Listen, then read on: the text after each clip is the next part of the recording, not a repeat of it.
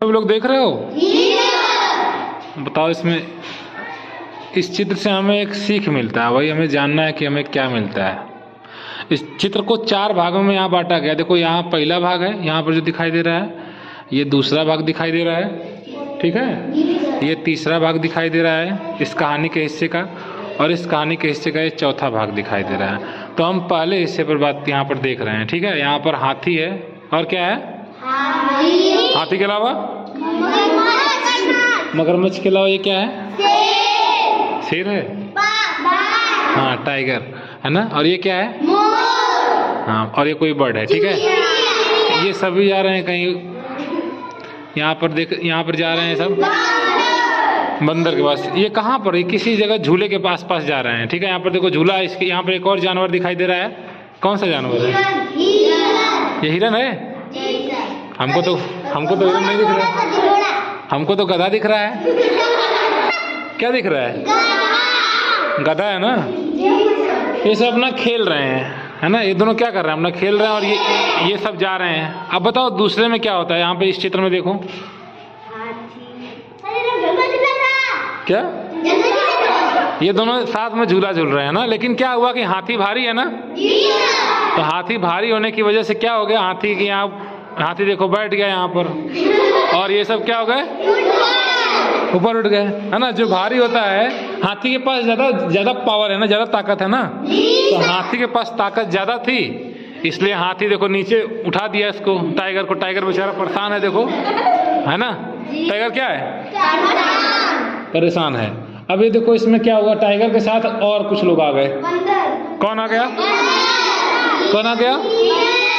बंदर आ गया। और कौन आ गया इधर? अच्छा, ये तीनों मिलकर दबा रहे हैं ना इसको। क्या कोशिश कर रहे हैं ये? केवल दबा रहे हैं। दबा कर क्या करना चाहते हैं? नीचे उठाना चाहते हैं। और हाथी कहाँ है? देखो, हाथी खुश दिखाई दे रहा है कि दुखी दिखाई दे रहा है? बताओ, हाथी क्यों खुश दिखाई दे रहा है? हाँ? क्योंकि वो जीत रहा है ना अभी। इसको लग रहा है कि मैं बहुत ताकतवर हूँ, मैं जीत रहा हूँ, तो खूब खुश है। देखो, खूब खुश होकर पूरा हंस रहा है ना। अब उसके बाद और भी जाए, भालू को से बुला के लाते हैं, भालू भी देख रहा है। अब क्या होगा? आप देखो, ये सभी लोग मिल के जा रहे हैं। गाय, ये भैंस भी चढ़ गई है, देखो, भैंस को बुला रहे हैं सब, है ना। इधर खरगोश भी, तोता भी चढ़ गया। सही बोल रहे हो, तोता भी चढ़ गया। सभी लोग चढ़ के दबा रहे हैं। देखो, ये भालू भी हाथ लगा रहा है, यहाँ पर दबा रहा है। अब क्या हुआ? अब क्या हुआ बताओ? अब हाथी परेशान लग रहा है। अब यहाँ पर हाथी कहाँ चली गई? ऊपर की नीचे? हाथी ऊपर और ये सब नीचे। ऐसा क्यों हुआ? नहीं, ऐसा क्यों हुआ? हाथी ऊपर क्यों हो गया, ये सब नीचे क्यों हो गए? मुझे बताओ, कौन भारी हो गए? क्यों भारी हो गए?